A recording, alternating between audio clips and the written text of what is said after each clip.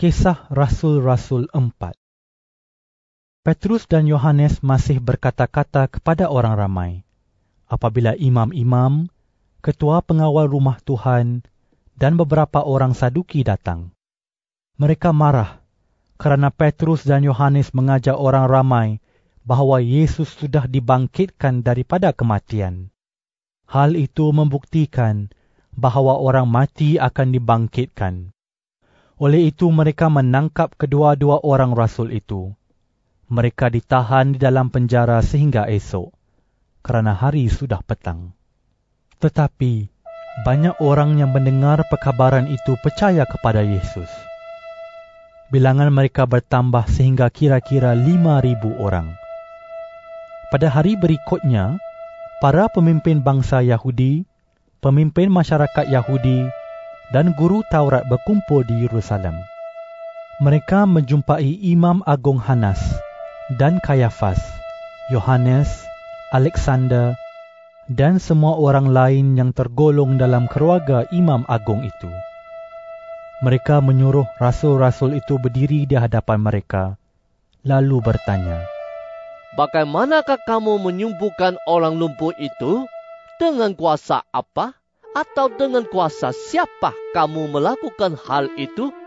Petrus, yang dikuasai oleh Roh Allah, menjawab, "Tuan-tuan pemimpin bangsa Yahudi dan pemimpin masyarakat Yahudi, agaknya hari ini kami disoal kerana kami telah berbuat baik kepada orang lumpuh itu, dan kerana tuan-tuan mahu tahu bagaimana dia disembuhkan. Tuan-tuan dan semua orang Israel harus tahu bahawa orang ini yang berdiri di hadapan tuan-tuan sudah sembuh kerana kuasa Yesus Kristus orang Nazaret itu. Tuan-tuan sudah menyalibkan dia, tetapi Allah sudah membangkitkan dia daripada kematian. Yesuslah yang dimaksudkan oleh ayat ini di dalam Alkitab. Batu yang kamu, pembina bangunan, buang, ternyata menjadi batu yang paling utama. Hanya melalui Yesus orang diselamatkan, kerana di seluruh dunia tiada orang lain yang mendapat kekuasaan daripada Allah untuk menyelamatkan kita." Anggota-anggota Majlis Agama hairan melihat keberanian Petrus dan Yohanes. Apabila mereka tahu bahawa kedua-dua orang rasul itu orang biasa yang tidak berpendidikan. Lalu mereka sedar bahawa kedua-dua orang itu sahabat karib Yesus.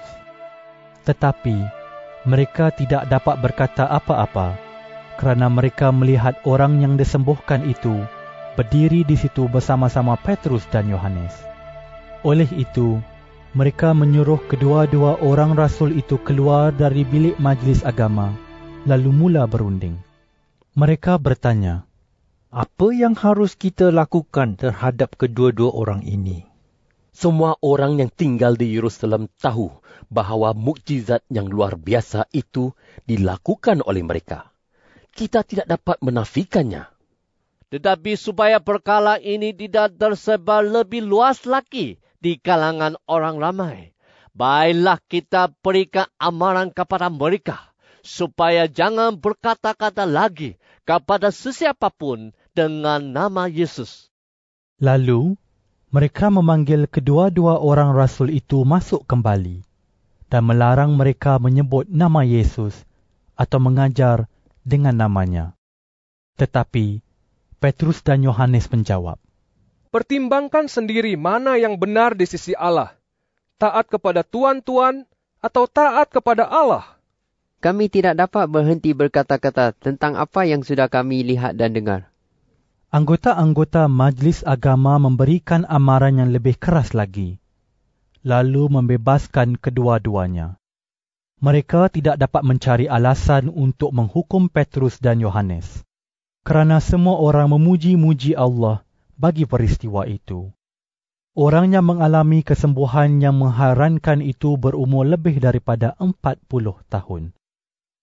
Setelah Petrus dan Yohanes dibebaskan, mereka kembali kepada sahabat-sahabat mereka dan menceritakan segala yang dikatakan oleh ketua-ketua imam dan para pemimpin masyarakat Yahudi.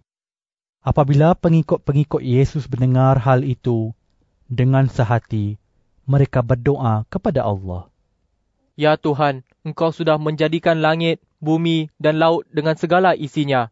Dengan roh-Mu, Engkau pernah berfirman melalui nenek moyang kami, Daud hamba-Mu. Mengapa orang bukan Yahudi marah? Mengapa bangsa-bangsa lain membuat pakatan yang sia-sia? Raja-raja dunia bersiap sedia untuk berperang dan para penguasa berkumpul untuk melawan Tuhan dan penyelamat yang diutus oleh Allah. Memang benar Herodes dan Pontius Pilatus mengadakan pertemuan dengan orang bukan Yahudi dan orang Israel di kota ini untuk melawan Yesus, hamba-Mu yang suci, yang Engkau jadikan penyelamat.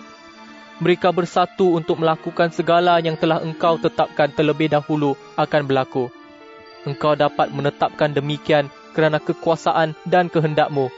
Tetapi sekarang, ya Tuhan, lihatlah bagaimana mereka mengancam kami. Tolonglah kami, hamba-hamba-Mu, memberitakan perkabaran-Mu dengan penuh keberanian. Tunjukkanlah kuasa-Mu supaya orang sakit disembuhkan. Hendaklah mukjizat dan keajaiban berlaku dengan kuasa Yesus, hamba-Mu yang suci. Setelah mereka selesai berdoa, tempat mereka berkumpul itu bergoncang. Mereka semua dikuasai oleh Roh Allah dan mula menyampaikan perkabaran daripada Allah dengan penuh keberanian.